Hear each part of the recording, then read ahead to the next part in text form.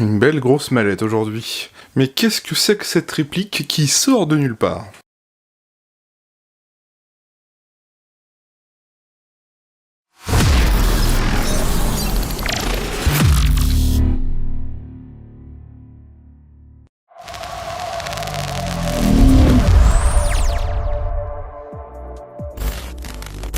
Bonjour à tous et bienvenue dans cette nouvelle vidéo review. Aujourd'hui je vous présente un VR16 Fighter MK2 CQB de chez VFC, mais entièrement custom par Airsoft Entrepôt, en tout cas par l'atelier d'Airsoft Entrepôt. Bon alors, cette réplique, d'où elle sort? Eh bien, comme son nom l'indique, de chez Airsoft Entrepôt, merci à eux de me l'avoir prêté pour faire la vidéo de présentation. Il y a quelques temps déjà, Airsoft Entrepôt s'est dit qu'il serait bien d'essayer de faire une réplique entièrement custom par leurs soins. C'est-à-dire que chez Airsoft Entrepôt il y a un atelier, et donc l'atelier a décidé de faire une réplique avec un custom externe et interne d'une réplique qu'on connaît déjà, à savoir la VR16 Fighter MK2 CQB de chez VFC. Déjà, il faut savoir une chose, c'est que cette réplique, je vous la présente comme elle est censée être vendue normalement. Donc avec la mallette, les accessoires et tout ce que contient cette mallette. Donc en fait, c'est simple, tout ce qu'il y aura dans cette mallette est vendu avec la réplique. Donc comme vous le voyez déjà, elle vous vient dans une mallette rigide. Une mallette rigide qu'on trouve sur le site de Airsoft Entrepôt. Je vous mettrai le lien d'ailleurs en description si cette mallette vous intéresse, parce que moi personnellement, je la trouve très sympa. Bien solide, avec des roulettes et une poignée pour tirer la mallette de ce côté-là. Bon alors, déballons tout cela. On a 4 loquets à déverrouiller. Hop, et allons-y, ouvrons cette mallette. Voilà l'intérieur de la mallette. Alors on a différentes choses. Alors déjà dans ce sachet vous trouverez non pas un mais 2 chargeurs mid-cap de 120 coups en polymère. Je vais vous les sortir pour vous montrer, enfin je vais en sortir un parce que c'est les mêmes. Donc voilà un des chargeurs, donc en fait c'est des Omag QRS de chez VFC. Donc vous en avez 2 comme ça, de 120 coups chacun en mid-cap. Ensuite, eh bien vous trouverez le chargeur d'origine de la réplique, de la VR16 Fighter MK2 CQB. Airsoft Entrepôt vous fournit le chargeur d'origine, donc ce qui fait que vous en avez 3 dans la boîte. Vous trouverez le cache-flamme d'origine de la réplique en métal, 14 mm CCW. Ici dissimulé dans un petit sachet, 3 plaques. Mais en fait, c'est des petites plaques de customisation de la mallette, avec de la bande 3M en fait. Vous pourrez décoller cette bande et la coller sur la mallette. Donc vous avez la noire, la type camo, et la blanche. Petit truc sympa, honnêtement, je trouve. C'est dommage qu'il n'y en ait pas plus, parce que j'aurais bien aimé en avoir un. Les gars de chez AE, si vous m'entendez, hein. Le mec qui réclame ces trucs en vidéo. Ensuite, bah déjà vous aurez la réplique, on va la sortir et on va l'ouvrir après. Vous trouverez également dans un sachet plastique le manuel de la programmation du MOSFET, la petite boîte d'origine du traceur Bifrost de chez Acetech, parce que oui, ce custom vous est vendu avec un optique, 2 chargeurs et un traceur, ainsi qu'une poignée avant, donc ils vous mettent la boîte du traceur en question. Petite info, le Bifrost de chez Acetech, je vous l'ai déjà présenté sur cette chaîne, je vous mets un lien en description et je vous mets une petite affiche en haut à droite. Si vous voulez voir comment fonctionne ce traceur, j'en ai fait une vidéo en tout cas. On a un sac d'1 kg de billes BLS de 0,28 g bio, donc voilà, donc ils vous fournissent un sac de billes avec la réplique. Dans cet autre sachet, ce sont les outils et le manuel de l'optique qui est fourni avec la réplique. C'est un optique Vector Optics, hein, je vous mettrai le détail juste après. Dans le petit sachet qu'on aperçoit ici, c'est rien d'important, c'est la petite lingette de nettoyage pour l'optique. Ici on a un cache pour l'optique pour protéger la lentille. Et ici, la protection caoutchouc, encore une fois de l'optique, hein, quand vous ne servez plus de la réplique. Donc tout cela est fourni dans la boîte, ce qui fait que c'est plutôt complet honnêtement. On va se débarrasser de la mallette et on va entamer la review. Et voici donc la réplique du jour, le VR16 Fighter MK2 CQB custom de chez Airsoft Entrepôt. Voilà. Donc comme je vous le disais, avec l'optique Vector Optics, la petite poignée PTS, le traceur Bifrost de chez Acetech, 2 chargeurs QRS, et sinon pour le reste c'est une base VR16 classique, mais avec un custom quand même de l'interne. On va détailler ça dans la review, vous inquiétez pas. Donc déjà on va commencer par l'historique de l'arme réelle, parce que bien sûr le M4 est une arme réelle. Hein. Le Colt M4 est une version raccourcie du M16 au canon de 14,5 pouces, de long et à crosse télescopique. Celle-ci comprend néanmoins une grande partie du mécanisme du fusil, la crosse peut donc être raccourcie d'un tiers de sa longueur, mais du fait du ressort récupérateur logé dans le tube de crosse, celle-ci ne peut être entièrement escamotée comme sur d'autres fusils d'assaut. Ses autres caractéristiques sont identiques à celles du M16A2. Calibre 5,56 autant, sélecteur de tir avec sûreté, coup par coup et rafale contrôlée de 3 coups. Au départ destiné aux forces spéciales pour qui une arme légère garantit de meilleure mobilité et maniabilité, cette arme équipe ensuite les unités n'ayant pas besoin de la portée d'un M16. C'est en particulier le cas des équipages de véhicules, des artilleurs et au niveau du groupe de combat des sous-officiers, officiers des radios, etc. Le VR16 Fighter MK2 CQB de VFC est une M4 avec un garde-main légèrement plus court que le modèle initial, ce qui est un atout pour les déplacements en bâtiment ou dans les endroits exigus. Cette réplique très maniable est assez légère, le garde-main RIS permet une grande liberté pour l'accessoirisation, tandis que la crosse est réglable en longueur pour correspondre quasiment à tout type de gabarit de joueur. Cette réplique est un custom unique du VR16 Fighter CQB MK2 disposant d'un upgrade complet. Voilà donc pour l'arme et la réplique.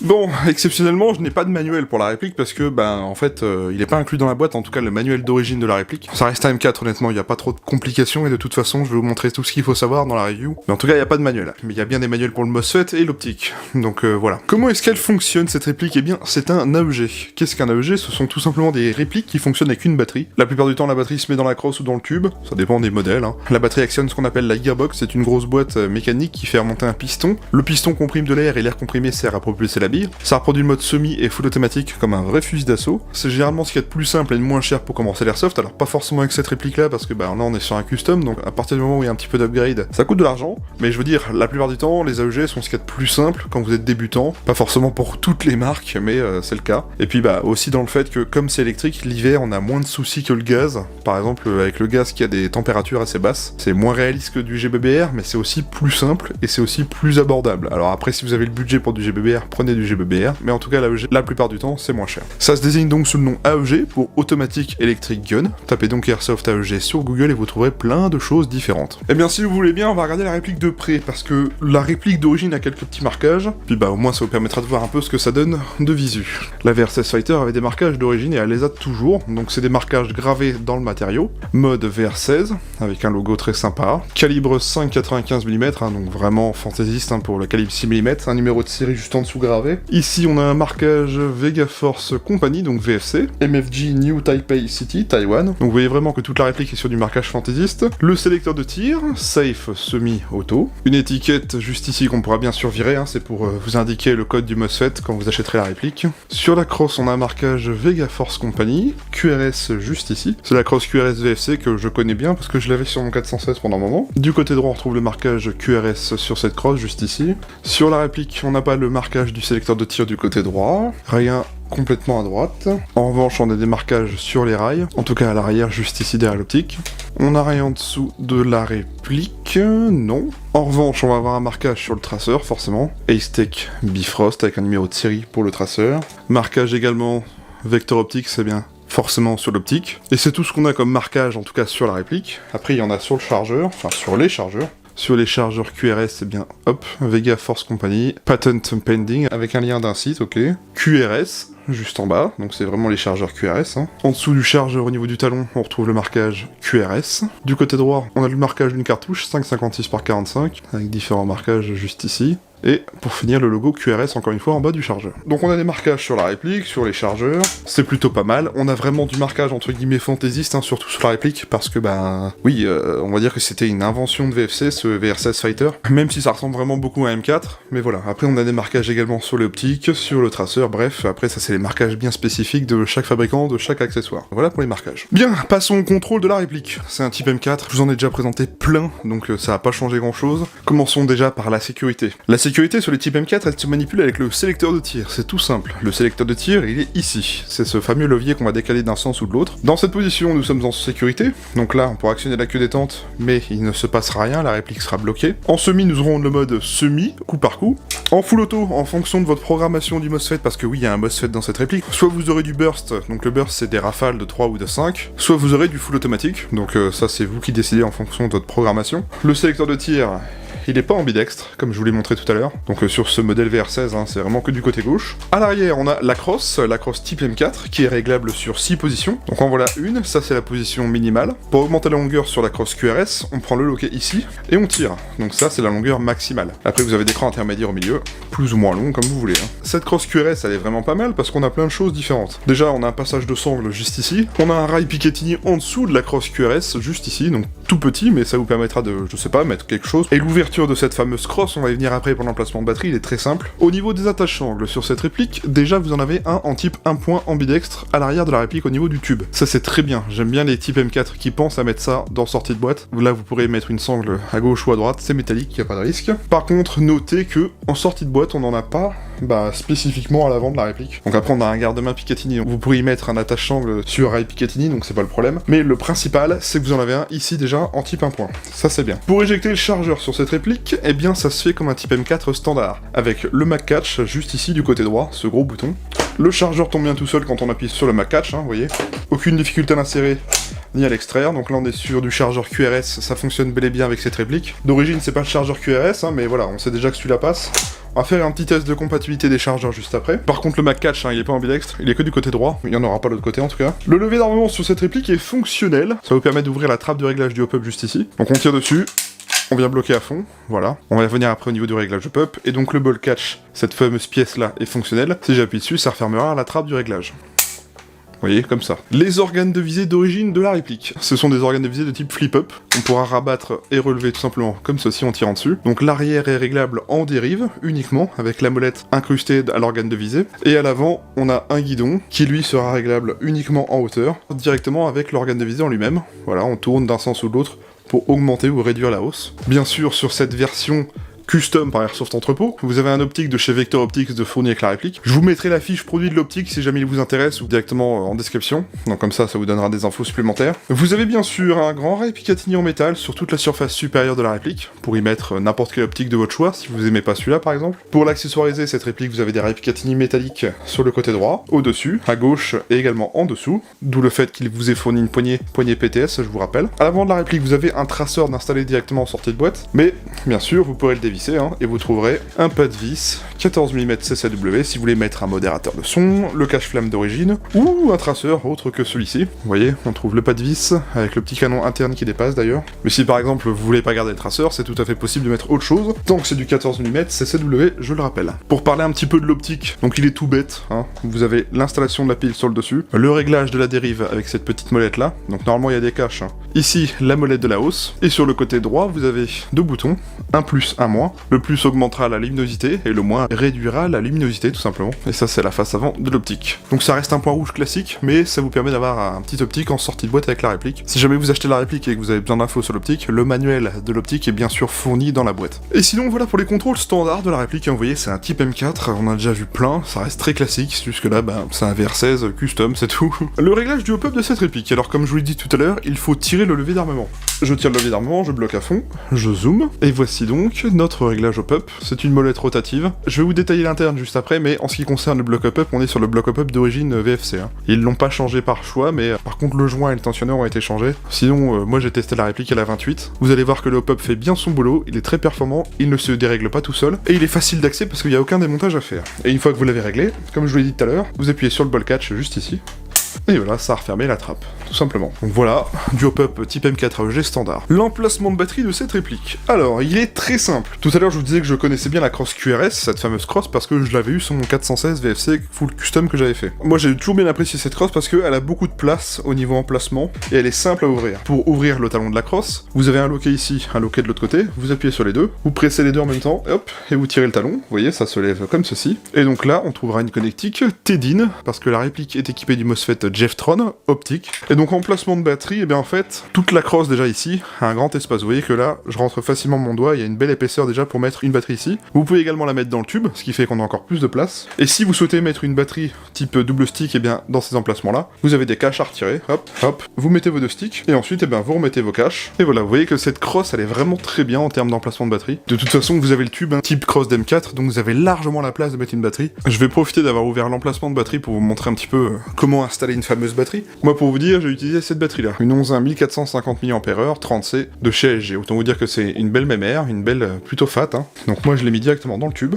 Hop, vous voyez. Et après, je me suis juste arrangé des câbles et ça rentre parfaitement.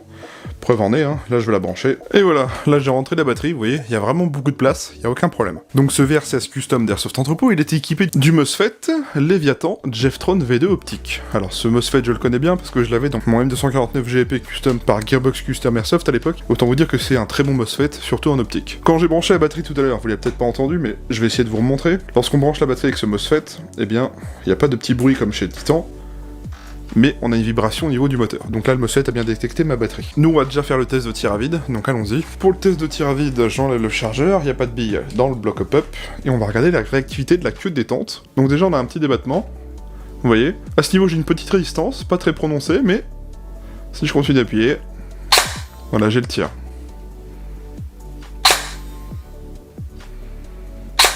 Là, j'ai une belle résistance, et après ça part. C'est vraiment sur capteur, mais il y a un espèce de cran, vous voyez, quand je relâche la queue détente, là. On n'entend rien, c'est vraiment pas audible. On a l'impression que c'est mécanique, mais je pense pas que ça l'est, honnêtement. Ce qui fait que, mine de rien, avec ce cran, on arrive à enchaîner le semi quand même rapidement.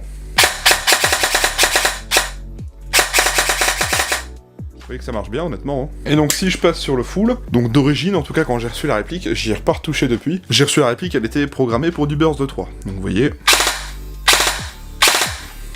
Donc c'est bien un tape burst, on n'a pas besoin de maintenir la clé des temps pour avoir le cycle, si je fais une simple pression. Vous voyez, j'ai forcément mon burst de 3. Ça marche très bien en sortie de boîte, y a pas de problème, très réactif, etc. C'est juste que moi, ça me fait bizarre la première fois que je l'ai eu, parce que j'ai déjà eu des répliques custom, parce que j'ai déjà fait des répliques custom par des mécanos, et j'avais pas de petit cran avant le tir. En fait, c'est pas ultra filant, on sent une petite résistance avant le tir. Ça ressemble un peu à de l'EBBR Marui, pour ceux qui connaissent. On a une toute petite résistance avant le tir, je trouve ça assez sympa, ça me rappelle un peu le BBR. Ce qui fait qu'on a un trigger reset, on croirait mécanique, mais qui ne l'est pas au final, et ça n'empêche pas d'avoir une réactivité quand même très poussée, honnêtement. Bon, on va maintenant parler de la programmation du MOSFET, parce que comme je vous l'ai dit, cette réplique est équipée du Leviathan Jeftron Optic V2. Oui, ce MOSFET est bel et bien programmable. L'avantage, c'est que ça se fait en Bluetooth sur une application sur un téléphone. Ça se fera aussi bien sur iOS et Android. Donc je vais vous montrer ça tout de suite, et je vais faire comme d'habitude, hein, je vais vous mettre une partie écran de mon téléphone et une partie l'arrière de la réplique. Donc déjà, pour commencer, on va mettre une batterie, parce que le MOSFET ne sera pas actif s'il n'est pas alimenté. Donc là, je vous retrouve avec mon téléphone sur l'application Leviathan. Donc vous la trouverez sur iOS et Android. Hein. Donc là, vous voyez, je vous montre, sur le téléphone, j'ai activé le Bluetooth et la localisation. Ça, c'est important, sinon vous ne pourrez pas, entre guillemets, utiliser le MOSFET. Donc je vais réactualiser pour qu'il puisse détecter la réplique. Le voilà, Leviathan OP. Donc là, il va me demander le mot de passe du MOSFET. Alors, vous voyez, sur la réplique, ils ont mis une étiquette 1, 2, 3, 4. Donc ça, c'est pour vous indiquer le mot de passe qu'ils ont mis lorsque vous allez acheter la réplique. 1, 2, 3, 4. Hop, ok. Alors là, on se retrouve donc dans le menu de l'application. Vous voyez qu'il y a déjà des choses de préfaites. On a différents onglets tout en haut. On va commencer déjà, vous voyez, avec le sélecteur. Les premiers modes, ça vous permet de programmer votre sélecteur de tir. Donc là, sélecteur sur safe, eh bien, on peut choisir safe, etc., trigger binaire, enfin bref, plein de choses. Sélecteur sur semi, hop, semi-burst, trigger binaire, burst full, etc. Par exemple, si je veux un binary, eh ben, hop, je lui demande un binary. Et normalement, ici, je vais avoir un binary. Je tire, ça part. Je relâche, ça part. Vous voyez ? Donc ça marche plutôt bien. Ensuite, par exemple, sur auto, eh ben, vous pourrez programmer les différents modes du sélecteur auto. Par exemple, un burst de 3. Donc là, si je passe sur auto, normalement, j'ai un burst de 3. Vous voyez ? Admettons que je veux du full, eh bien, je vais avoir du full. Vous voyez, c'est très réactif, hein, ça se fait à peine vous avez fait sur l'application que c'est déjà rentré dans la réplique. Après, je vous ai dit burst de 3, mais vous pouvez également régler le nombre de billes que vous voulez en burst, hein, vous voyez, là il y a différentes programmations, burst 1, burst 2, burst 3. Par exemple, vous voulez faire une programmation à burst de 5, une programmation à burst de 3, une programmation à burst de 8, par exemple. Et après, par exemple, si je veux le burst de 3 avec 5, burst de 3, normalement j'aurai un burst de 5. Vous voyez ? Et vous voyez que l'application est vraiment très bien faite. Et en plus, comme c'est en Bluetooth, on n'a pas besoin de câbles comme le USB Link. En dessous, on a la cadence de tir. On peut régler en fait la vitesse de la cadence. Donc là, elle est mise par défaut à 80%. Donc admettons, on la met à 90. Donc en théorie, elle devrait être plus rapide. Je vais remettre sur full pour vous montrer. Vous voyez, elle tire beaucoup plus vite qu'à l'origine. Ça, c'est pour régler, entre guillemets, votre cadence de tir. Donc si vous voulez la mettre plus faible, par exemple, là, je l'ai mis à 40%. Là, c'est vraiment très faible. L'active braking, donc ça c'est pour régler votre active braking, donc la puissance de l'active braking. Vous pouvez le mettre de 5% à 100%. Le pré-cocking, donc l'amorçage du piston. Le délai entre les tirs, donc ça c'est pour vous imposer en fait un délai. Par exemple, si vous êtes en semi et que vous voulez pas non plus faire un enchaînement de tirs très rapide, on peut vous imposer une limite de 2 secondes. Donc là, vous voyez, j'ai beau appuyer sur la clé des temps, ça passe rien. En fait, voilà, elle va tirer que toutes les 2 secondes, donc vous pourrez pas avoiner. Chargeur virtuel, et bien en fait, c'est tout simplement le mode chargeur, comme sur le MOSFET Gate Titan, pour rendre une capacité réaliste de 30 coups, comme les vrais chargeurs d'AM4, et bien vous pourrez tirer 30 coups, et la réplique va se bloquer au bout des 30 coups, jusqu'à ce que vous changiez de chargeur. Chargeur pratiquement vide, et bien c'est tout simplement pour vous donner une petite vibration dans la poignée, pour vous prévenir que votre chargeur est quasiment vide, lorsque la réplique aura détecté que, lorsqu'admettons vous le mettez sur 30, lorsque la réplique aura bientôt compté ses 30 coups, et bien elle va vous prévenir avec une petite vibration dans la poignée. Temps de rechargement, et bien c'est pour simuler un temps de rechargement virtuel, hein, pour rendre le truc un peu plus réaliste, 1 seconde à 15 secondes, donc ça fait un peu long pour recharger de chargeur, mais ça peut arriver. On va avoir ici le mode diagnostic, donc c'est pour faire une calibration des capteurs, hein, par exemple. Là, si je presse la queue des temps, vous voyez que ça fonctionne, hein, c'est pour montrer que les capteurs fonctionnent. Le journal d'erreur, eh bien, c'est ce qui vous permettra de voir si la réplique a des erreurs, si le MOSFET a détecté des anomalies dans le fonctionnement, donc il vous affichera ça sous forme de tableau. En fait, c'est vraiment un mode diag. Hein. Calibrage du cycle optique, eh bien, par exemple, ça c'est pour calibrer le sélecteur de tir, donc moi je vais pas le faire parce que c'est déjà fait de base. Le calibrage du cycle de tir, eh bien, c'est pareil. Hein. Ici, ça c'est le mode statistique, un petit peu comment se comporte le MOSFET, donc là on voit que le MOSFET il est à 20 degrés, la cadence de tir en secondes et en minutes, enfin plein de choses comme ça, bref. Ensuite, on a le mode un petit peu extra, j'ai envie de vous dire. Bon, il y a des choses qui servent un peu à rien. Par exemple, le système de son externe, j'avais eu ça sur ma M249 GP. Lorsqu'admettons, vous mettez le sélecteur sur semi, vous pouvez choisir de mettre un petit son émis par l'application. Ça marche qu'avec l'application, hein, mais allez, pour vous montrer... Très classe, hein. On a le mode prout lorsqu'on met le sélecteur sur semi. Donc en théorie... Voilà, j'ai passé le sélecteur sur semi et il a pété. Si je mets le sélecteur sur auto, qu'est-ce qu'on a d'autre? On a un chaton. Alors voyons voir ce que ça donne si on met le sélecteur sur full. Voilà, là si je remets sur semi, ça va péter. C'est vraiment un peu le mode qui sert un peu à rien. Donc moi je vais remettre sur off parce que les proutes et les chatons ça va 2 minutes. Surtout quand vous en avez un qui monte sur les tables tout le temps, donc je vais désactiver le système. Mais ça fonctionne que quand l'application est avec vous, hein. Ça fonctionnera pas directement sur la réplique, c'est ça que je veux vous dire. Intensité des vibrations, eh bien c'est pour augmenter les vibrations de la poignée moteur. Ça c'est les réglages de l'application, donc la langue, etc. Donc voilà entre guillemets le petit MOSFET, hein, vous voyez c'est très simple. L'avantage de ce MOSFET là c'est que, eh ben, qu'il est Bluetooth, qu'il est pratique à utiliser, et puis que bah il y a plein de petits réglages différents. Donc je vous assure que c'est un très bon MOSFET pour l'avoir eu moi-même personnellement avec ma M249 GP. J'en étais très content de ce MOSFET, et je pense que si un jour je referai une config custom de A à Z, je demanderai plus un Jeftron qu'un Gate. C'est un choix perso, mais le Jeftron me plaît plus. Et puis pour info, si vous achetez la réplique, hein, vous avez ce petit manuel qui vous indiquera tout ce qu'il y a à savoir sur le MOSFET dans la mallette. Au niveau du changement de ressort rapide, il y en a bel et bien un, alors... Par contre, mais c'est pas le plus rapide. Ce que je veux dire par là, c'est que moi qui suis très habitué au ESA2 de chez Specnarms, où on a juste à tourner le tube d'un quart de tour pour enlever tout le tube et ensuite avoir accès au guide ressort, là c'est un peu différent. Ça va se faire en fait directement à l'arrière de la gearbox. Donc en fait, vous avez deux possibilités. Soit vous retirez le tube de cross et vous accédez directement à l'arrière de la gearbox, ou alors, si vous voulez vous lancer un petit peu plus dans du démontage, vous pouvez carrément sortir juste la gearbox de la réplique et avoir accès au guide ressort sans avoir à démonter la gearbox en deux. Oui, il y a un changement de ressort rapide, mais il se fait directement à l'arrière de la gearbox au niveau du tube. Airsoft Entrepôt n'a pas fait le choix de changer le système, en fait, c'est le système de base de la VR16 qui est comme ça. Donc c'est bien, par exemple, si vous avez besoin de changer rapidement une puissance pour aller sur un terrain. Donc oui, il y a bel et bien un changement de ressort rapide sur cette réplique en tout cas. Qu'est-ce que vous diriez de faire un petit test de compatibilité des chargeurs? Parce qu'on sait que le chargeur d'origine et le chargeur QRS fonctionnent, mais est-ce que ça fonctionne avec d'autres? Alors, j'ai que deux chargeurs maintenant de type M4, donc c'est déjà ça, vous me direz. Ici, le traditionnel mid-cap qu'on a sur Lancer Tactical, Rossi Evolution, bref, comme plein d'autres. Alors... Eh bien, il y va, e-feed, il n'y a pas beaucoup de jeux, très bien. Le fameux PTS. Eh ben, e-feed aussi, très bien, bon. Pour avoir eu un 416 VFC, j'ai eu beaucoup de compatibilité de chargeur, donc si ça reste à peu près sur la même base, vu que le type M4 ça reste vraiment sur la même base que le 416, eh bien, j'ai envie de vous dire, je pense qu'il va y avoir beaucoup de chargeurs compatibles. Après, si vous n'êtes pas sûr, rien ne vous empêche d'envoyer un message à Airsoft Entrepôt et de poser la question. Eux, ils pourront vous guider parce que eux auront la disponibilité de plusieurs chargeurs différents avant de vous l'envoyer. Donc au moins, ça vous donnera une idée. D'ailleurs, en parlant des chargeurs, je tiens à vous rappeler que dans la mallette, vous avez 3 chargeurs. Vous avez 2 chargeurs type QRS, mid-cap de 120 coups comme celui-ci, et le chargeur d'origine de 120 coups type Stanag. Déjà pour commencer à jouer avec la réplique, si c'est votre première réplique, vous aurez déjà 3 chargeurs dans la mallette, c'est quand même pas anodin. Et je tenais quand même à le rappeler. Alors petite mise au point, tout à l'heure, au début de la vidéo, je vous ai dit que c'était un custom unique de la part de Airsoft Entrepôt. Ils ont pas décidé d'en faire 10 ou 15 si jamais ça se vend pas, ce que je comprends tout à fait. Là c'était un modèle d'essai pour voir si ça pouvait convenir à certains joueurs, et donc c'est aussi pour ça qu'ils m'ont demandé de faire la vidéo de présentation, histoire de vous la présenter. Mais si plus tard, dans l'avenir, cette réplique est vendue et que vous souhaiteriez avoir cette réplique parce qu'elle vous plaît, ou que vous souhaitez avoir un custom type VR16, VFC, rien ne vous empêche en fait de demander directement à Airsoft Entrepôt si vous pourriez avoir un custom type VR16, ou alors même redemander un custom exactement comme celui-ci. En fait, ils ont déjà commencé par faire un modèle et voir si certains clients pourraient être intéressés par ce genre de produits, donc des produits déjà custom entièrement par l'atelier d'AE. Rien ne vous empêche d'envoyer un message à Airsoft Entrepôt et de les contacter, et de leur demander s'il est possible de refaire un custom de cette réplique. Voilà entre guillemets la petite précision que je tenais à apporter. Bon, tout cela c'est bien, mais pour l'instant on sait toujours pas ce qu'il y a en interne, et bien ça tombe bien, j'ai décidé de vous lister tout l'interne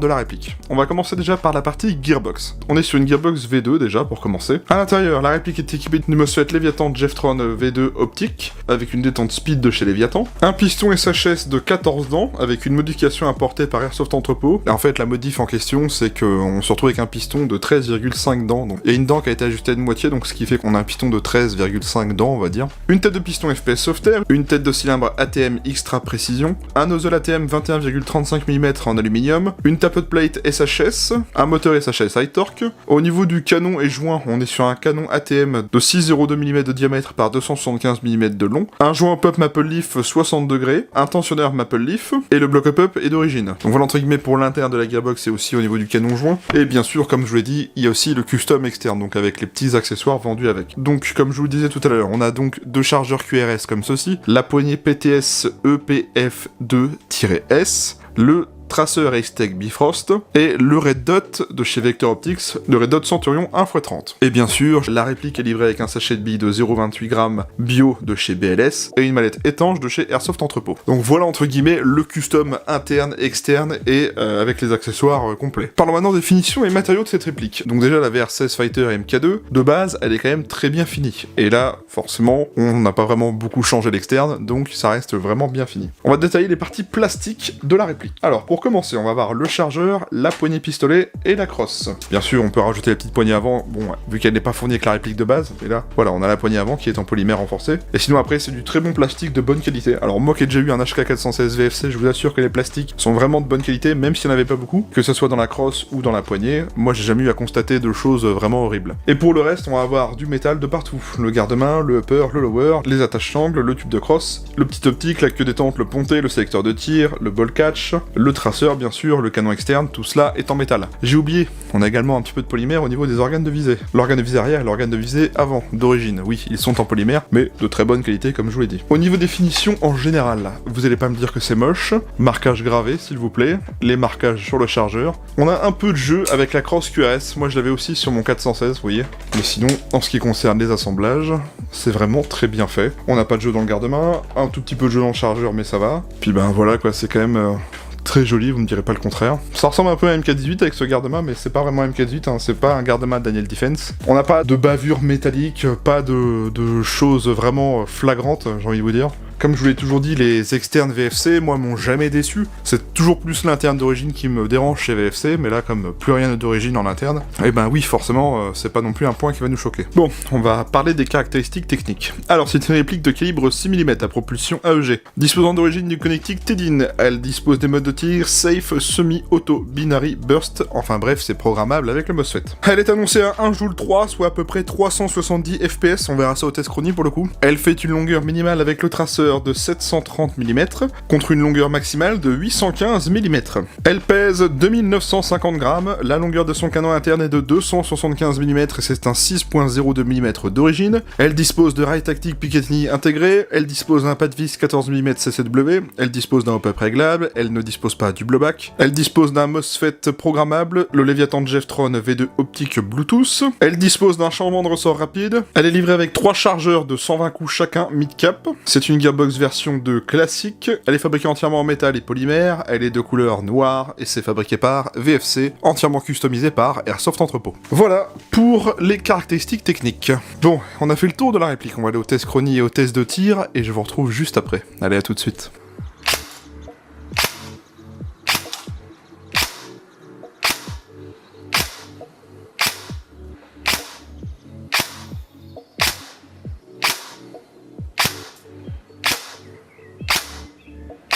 Le full réglé à 80%.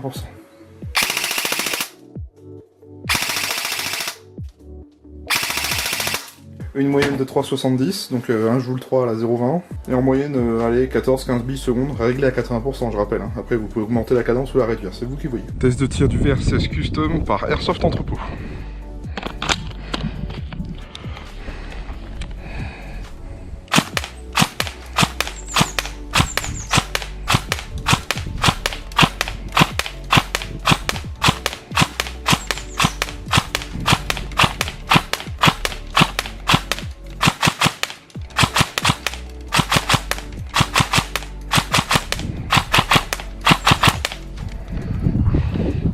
Ça fonctionne bien.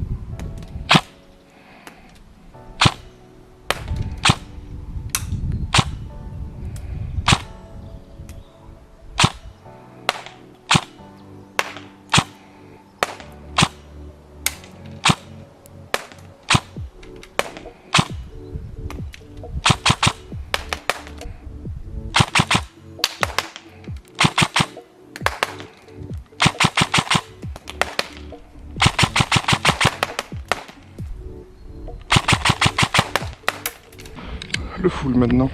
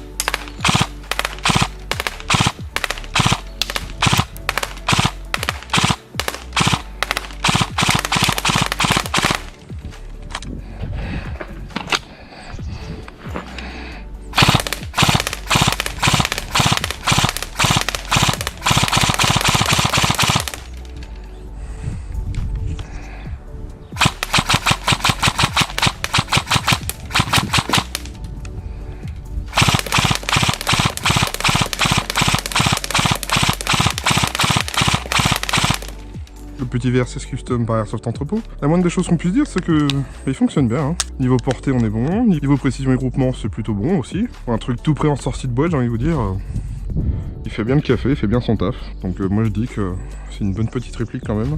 Livré avec 2 chargeurs, un petit traceur, un optique vecteur optique, une poignée, le chargeur d'origine et une crosse QRS VFC. Custom sympa si jamais vous cherchez quelque chose qui fonctionne bien en sortie de boîte.